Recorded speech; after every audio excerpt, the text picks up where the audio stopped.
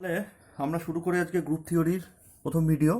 আমি abstract algebra এর SK মাপা যে বই সেটাকে ফলো করি, বা তাছাড়াও আরও অ্যাবস্ট্রাক্ট অ্যালজেব্রা আরও অনেক ভালো ভালো বই আছে। যেমন ধরো অ্যাবস্ট্রাক্ট অ্যালজেব্রা একটা হচ্ছে সেন ঘোষ মুখোপাধ্যায় বলে একটা বই আছে, যেটা হচ্ছে ইউনিভার্সিটিজ প্রেস মানে পাবলিকেশান। সেই বইটা পড়তে পারো, সেটাও খুব ভালো বই। যে কোনো একটা বই থরলি পড়তে হবে আমাদের। তো আজকে আমরা এসকে মাপার গ্রুপ থিওরিটা শুরু করছি। এটা হচ্ছে পেজ নাম্বার 65 আমার বই। তো গ্রুপ থিওরির যদি পড়তে হয় তাহলে আমাদের প্রথমেই জানতে হবে বাইনারি কম্পোজিশন কাকে বলে। তোমরা অলরেডি 11-12 বা তারও আগে হয়তো বাইনারি কম্পোজিশন পড়ে এসছো। তো বাইনারি কম্পোজিশনটা কি? ধরো বাইনারি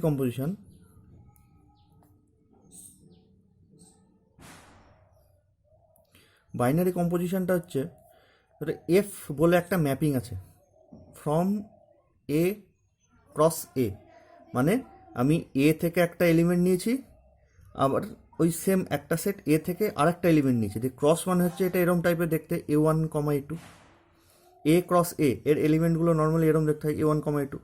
তার উপরে এফ বলে ম্যাপিংটা চাপিয়েছি, ফাংশনটা দিয়েছি। রেজাল্টেন্ট যে এলিমেন্টটা মানে ইকুয়ালস টু তো কিছু একটা হবে। রেজাল্টেন্ট যে এলিমেন্টটা সেটা যদি আবার এ থেকেই আসে,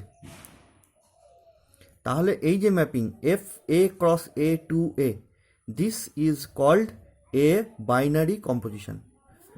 আমি একটা এক্সাম্পল দিই, তাহলে আরও ভালো বুঝতে পারবে। ধরো F N cross N to N, এরম বলে একটা ম্যাপিং যেটা ডিফাইন করা আছে such that F of N1, N2 যদি নিই তাহলে সেটা হয়ে যায় N1 to the power N2, বা আরও যদি সহজ করে বলি N1 প্লাস N2 হয়ে যায়।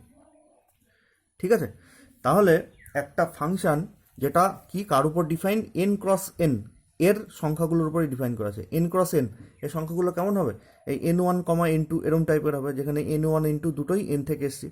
তার উপরে আমি যদি ফাংশানটা দিই তাহলে সেটা আলটিমেটলি N1 প্লাস N2 হয়ে গেছে। ঠিক আছে? তাহলে এই যে সংখ্যাটা, এটাও দুটো ন্যাচারাল নাম্বার যদি যোগ করি তাহলে ন্যাচারাল নাম্বারই পাবো। তাহলে এই যে ফাংশনটা N cross N to N, এই যে ফাংশনটা পেলাম, এটা হয়ে যাবে আমাদের বাইনারি কম্পোজিশন। মোদ্দা কথা এ ক্রস বি, মোদ্দা কথা এ ক্রস এ এর উপরে যদি কোনো ফাংশন আমি অ্যাপ্লাই করি, দিয়ে এই সেট, এটা তো একটা সেট, এই সেটের উপরে কোনো একটা ফাংশন অ্যাপ্লাই করলাম, সেই ফাংশনটা যে আলটিমেটলি রেজাল্টেন্ট ভ্যালুগুলো দিল, ইকুয়ালস টু বলে যে সংখ্যাগুলো দিল, সেই সংখ্যাগুলো যদি আবার এতেই থাকে, তাহলেই এই এফ বলে ম্যাপিংটাকে বলবো আমরা বাইনারি কম্পোজিশন বা বাইনারি রিলেশন। ঠিক আছে? বেশ, সেটাই আমাদের ওখানটায় লেখা আছে বইতে।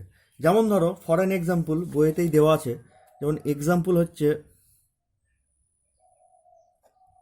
এক্সাম্পলগুলো যেমন এখানটায় দেওয়া আছে যে অন জেড কমা দিয়ে এরকম কম্পোজিশন, মানে এখানটায় ফাংশন এফ বলেছি তো, কখনো কখনো এফের জায়গায় এরকম ডট দেওয়া থাকবে, কখনো স্টার দেওয়া থাকে, কখনো ডট সার্কেল, কখনো প্লাস সার্কেল, ইত্যাদি ইত্যাদি দেওয়া থাকে। তোমরা জানো অলরেডি এগুলো। তো আলটিমেটলি অন জেড এরকম গোল করে একটা দিয়েছে, যেটাকে কম্পোজিশন বলা হয়। Composition stand for 2 compose 3 is equals two হচ্ছে আমাদের এরকম বলা আছে 2 প্লাস 3, মানে কম্পোজিশন স্ট্যান্ডস ফর অ্যাডিশন, তাই বলা আছে।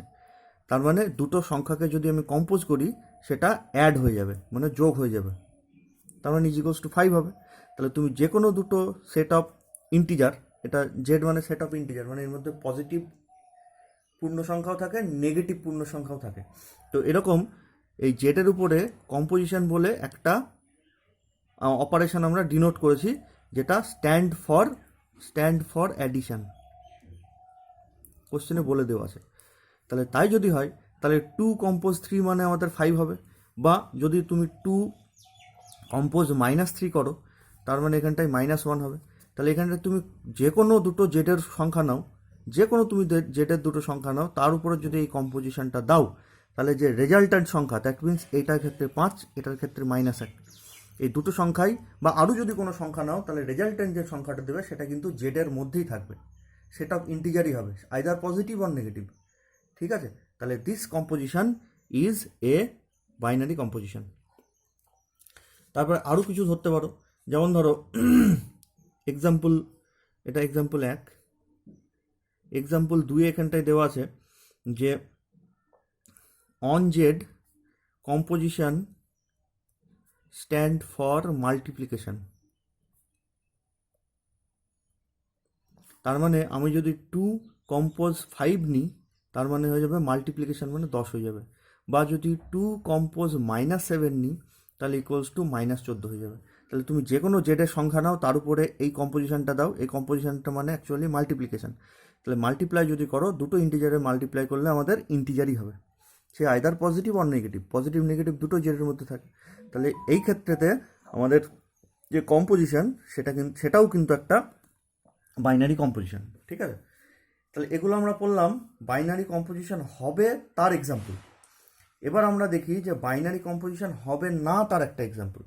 যেমন ধরো আমাদের এখানটায় দেওয়া আছে, কত নম্বর এক্সাম্পল দেওয়া নেই এখানটায়, যাই হোক আমি একটা বলি। Example 3, on Z composition stand for division. মানে এবার কম্পোজিশনটাকে আমি বলে দিলাম যে কম্পোজিশনের কাজ হচ্ছে ডিভাইড করা, ডিভিশন, ডিভাইড করা হচ্ছে কম্পোজিশনটার কাজ। তাহলে আমি জেড থেকে যে কোনো দুটো সংখ্যা নিই, মানে ধরো 2 কম্পোজ 3 নিলাম, তাহলে এর মানে তো 2/3। তাহলে এই দুটো জেডের সংখ্যা, কিন্তু এই যে 2/3 এটা তো আর জেডের সংখ্যা নয়, এটা তো আর ইন্টিজার নয় যে জেডে থাকবে।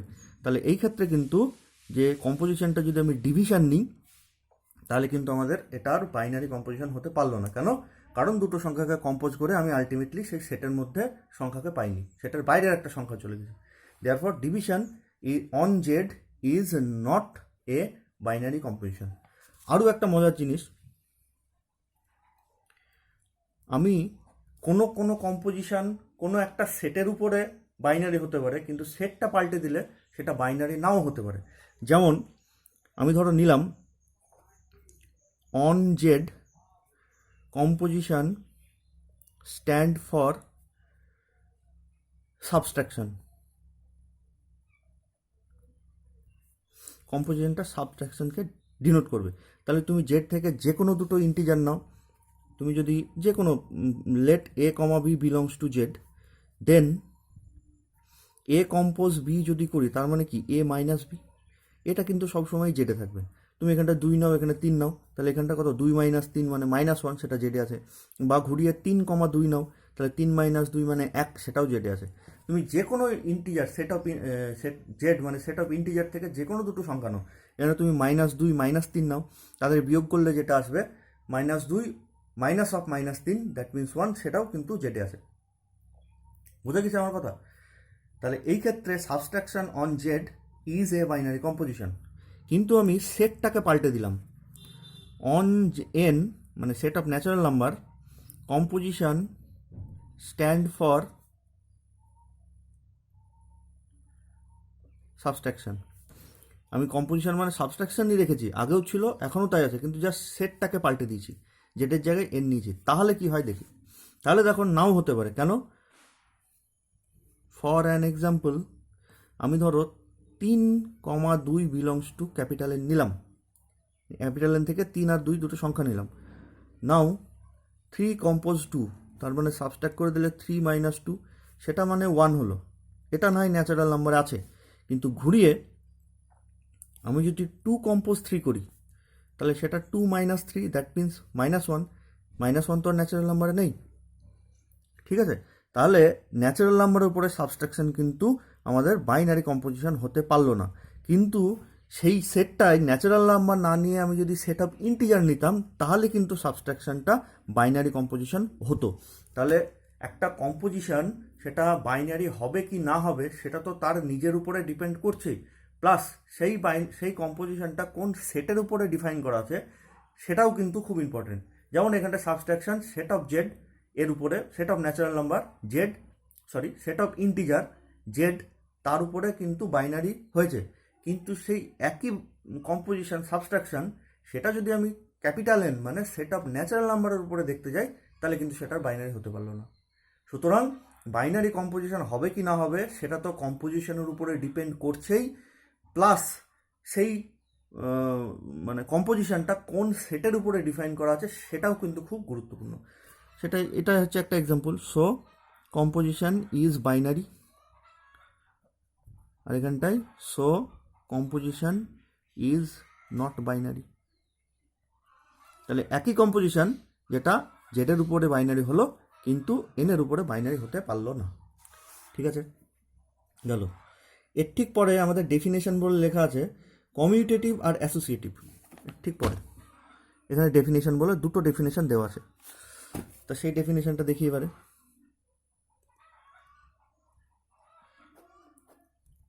কমিউটেটিভ আর অ্যাসোসিয়েটিভ কাকে বলে?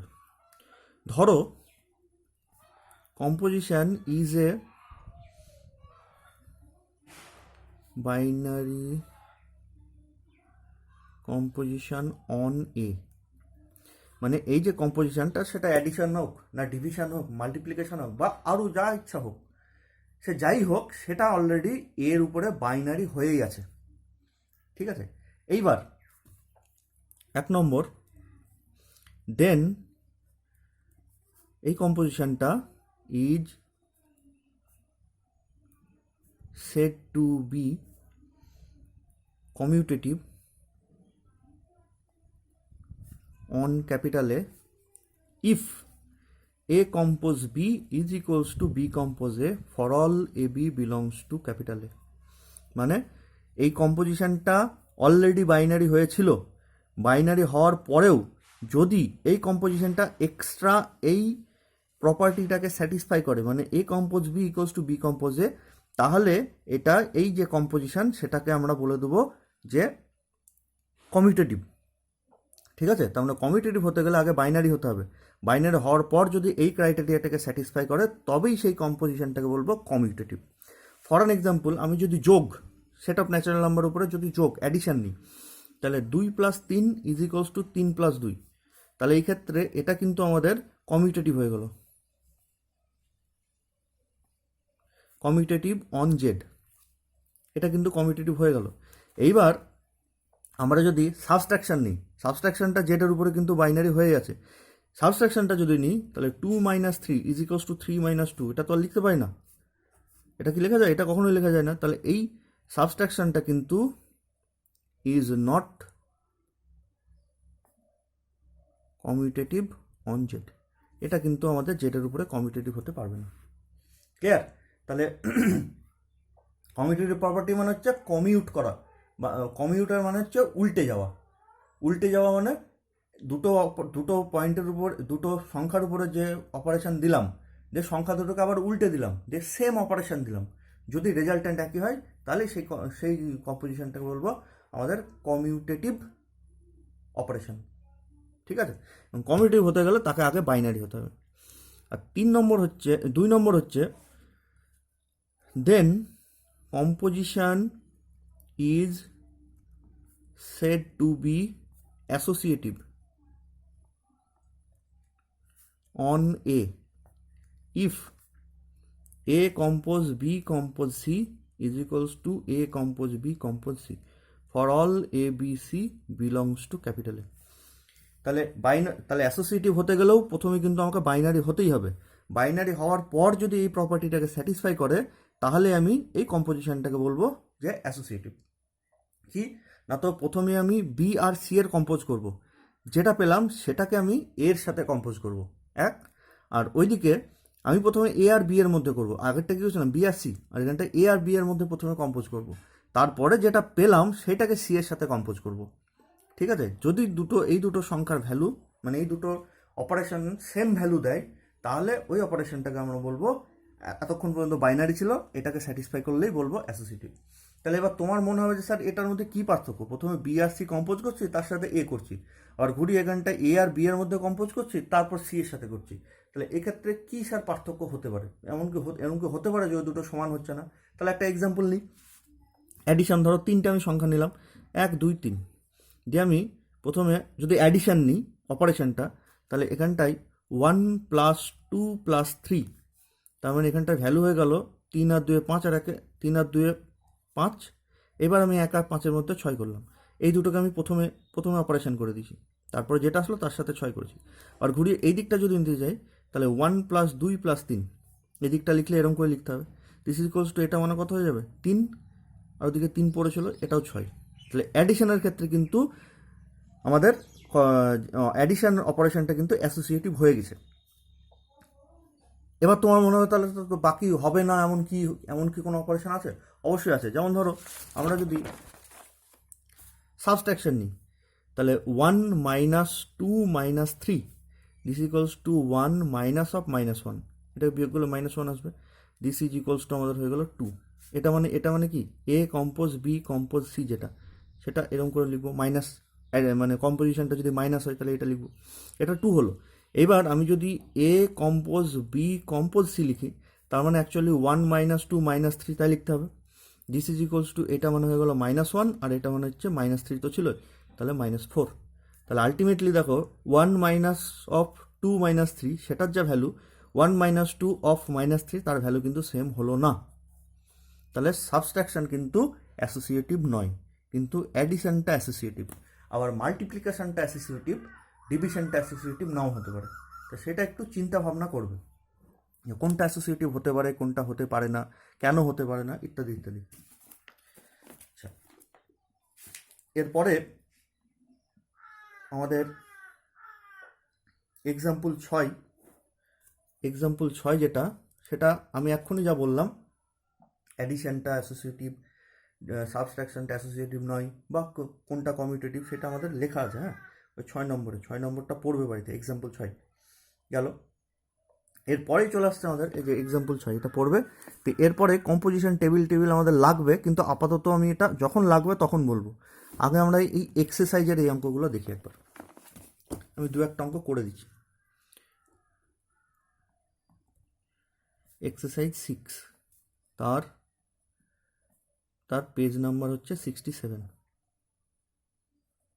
ঠিক আছে, এখানটায় আমরা 1-এর অঙ্কগুলো করব। আর 2, 3 এগুলো না করলেও চলে, 1-1-এরগুলো করলেই হবে। তো আমাদের যেমন প্রথম 1-এর এক্সাম্পলগুলো এরকম দিয়েছে যে এক্সামিন হোয়েদার দ্য কম্পোজিশন ওইটা define on a set is commutative, 2 number associative. মানে এই যে কম্পোজিশনটা দিয়েছে যে কোনো একটা সেটের উপরে, যেমন ধরো এখানটা এটা দিয়েছে জেডের উপরে, এই কম্পোজিশনটা কিউ এর উপরে, ইত্যাদি ইত্যাদি। তো সেইটাই বলেছে কম্পোজিশনটা কমিউটেটিভ হবে না অ্যাসোসিয়েটিভ হবে, সেটা আমাকে চেক করে দেখতে হবে। তাহলে আমাদের প্রথম যে বি এর অঙ্কটা আমি করছি, 1-এর বি, এখানটা কোশ্চেনটা এরকম দিয়েছে composition on Q defined by A compose B is equals to A B plus 1 for A B belongs to Q. Q মানে হচ্ছে set of rational number.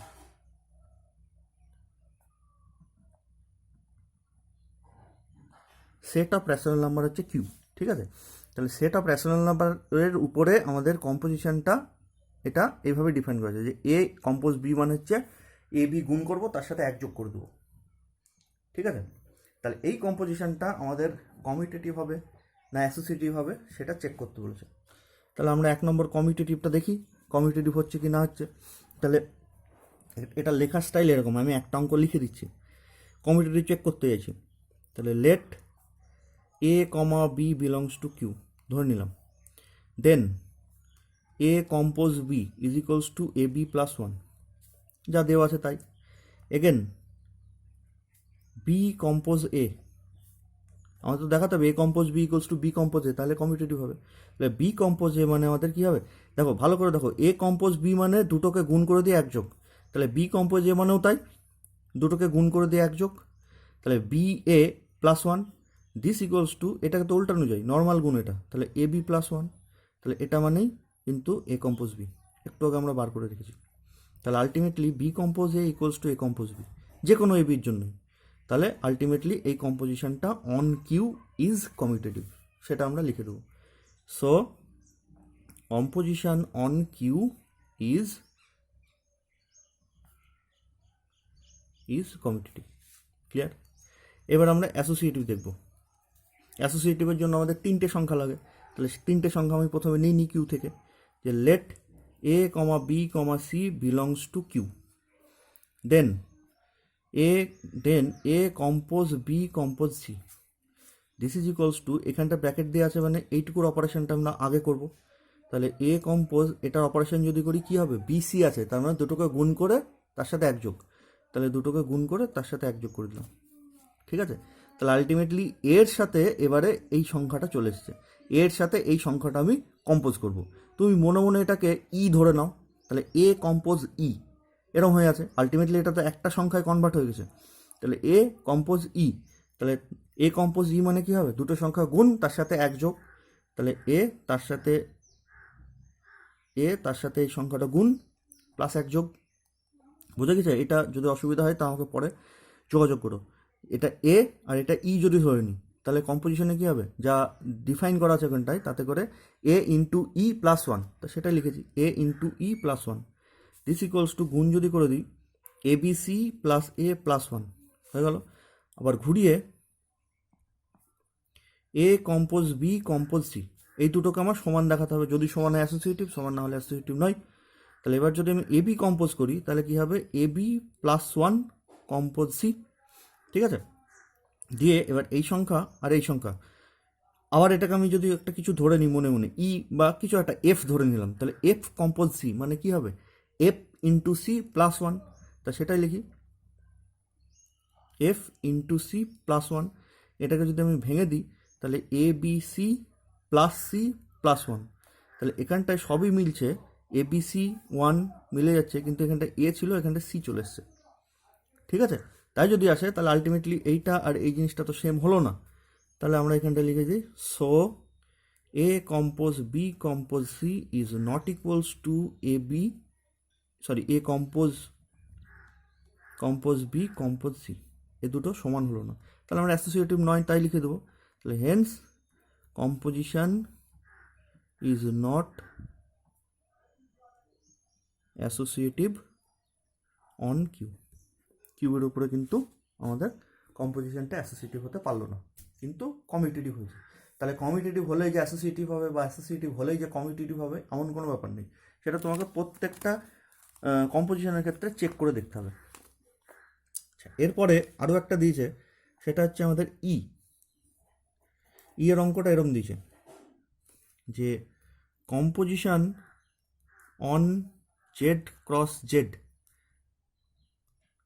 Defined by A comma B compose C comma D is equals to A minus C B minus D for A comma B C comma D belongs to Z cross Z. দিয়ে এটাকে আমাকে দেখাতে বলেছে associative না commutative না কি ইত্যাদি ইত্যাদি। তো আমার এখানটা অনেক কিছু দেখার আছে, মেন অঙ্কে যাওয়ার আগে আমি আরেকটু বলে দিই। আমাকে প্রথমে দেখতে হবে, আমি এটা নোট বলে লিখছি, হ্যাঁ, মানে এটা আমার অঙ্কের বিষয় নয়, তোমাকে বোঝানোর জন্য, তোমাদের বোঝানোর জন্য আমি এটা লিখছি। প্রথমে এই জেড ক্রস জেড, এই সেটটা কেমন দেখতে দেখব।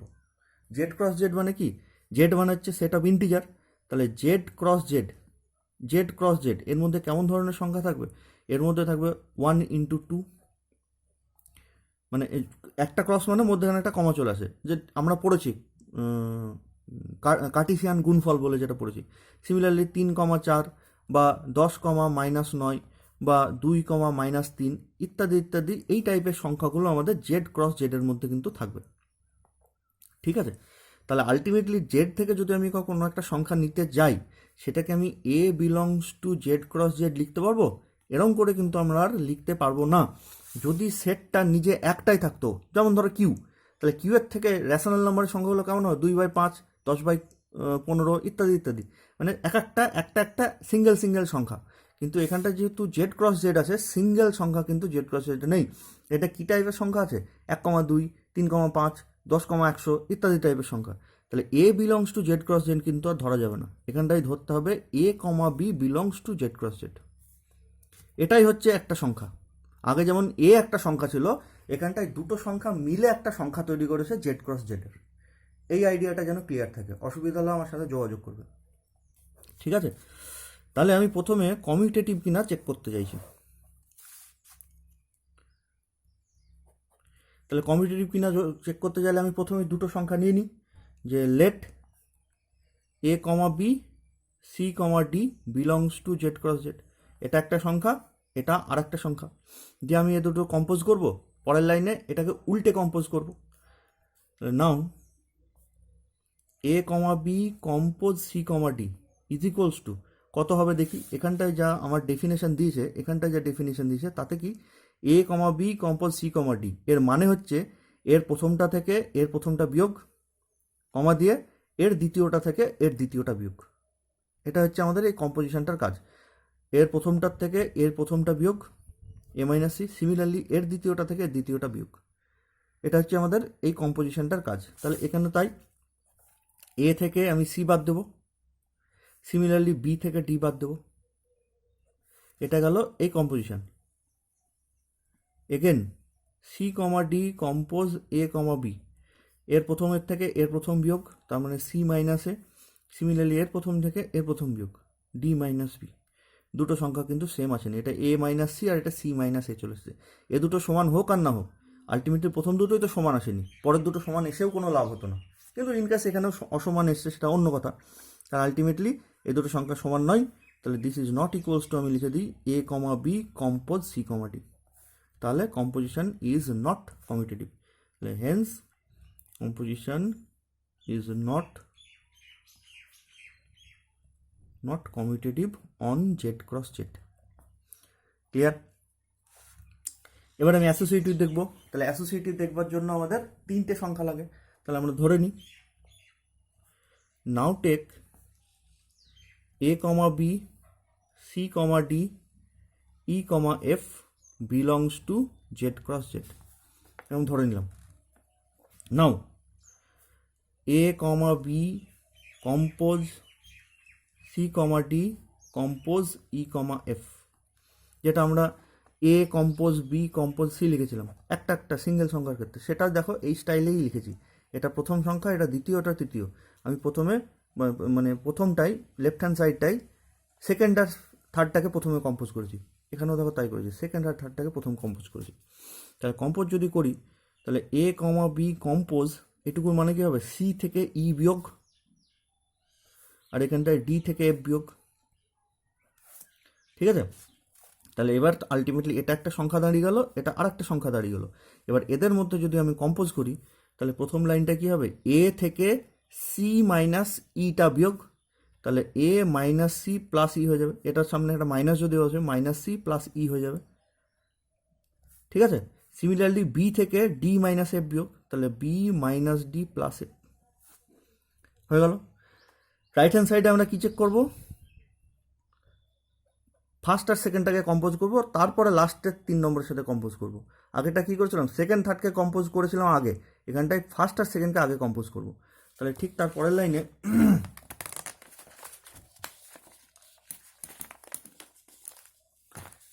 লাইনে তাই করি, যে এবারে আমি ফার্স্ট আর সেকেন্ডকে আগে কম্পোজ করি।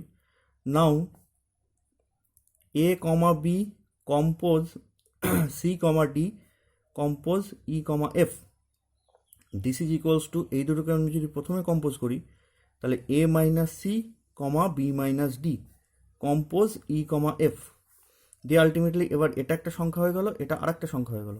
এবার এটার সাথে যদি কম্পোজ করি, এইটা থেকে আমার প্রথমে ই বাদ দিতে হবে, A minus C minus E. Similarly পরেরটাই এইটা থেকে এফ বাদ দিতে হবে, B minus D minus F. তাহলে আগে যে সংখ্যাটা বেরিয়েছিল একটু আগে, সেটা ছিল A minus C plus E, আর এখানটা হচ্ছে A minus C minus E হয়ে গেছে। প্রথমকার কম্পোনেন্টটাই মেলেনি, সেকেন্ডটা মিললো কি আর না মিললো আমার দেখে লাভ নেই, মিললেও হবে না, না মিললেও হবে না। তাহলে ultimately this is not equals to A comma B compose C comma D compose E comma F. Clear? এটা সমান হতে পারেনি। তাহলে so composition on Z cross Z is not associative. তাহলে এখানটায় যে কম্পোজিশনটা দিচ্ছে সেটা কিন্তু আর অ্যাসোসিয়েটিভ হতে পারলো না। ঠিক আছে, আচ্ছা। তো আজকে ফার্স্ট ভিডিও আমাদের খুব প্রিলিমিনারি একটা আলোচনা হলো এখানটায়, খুব সাধারণ বিষয় যেটা আমরা অলরেডি আগে জানতাম, সেটা নিয়ে আমি আর প্রথম দিন আলোচনা করলাম।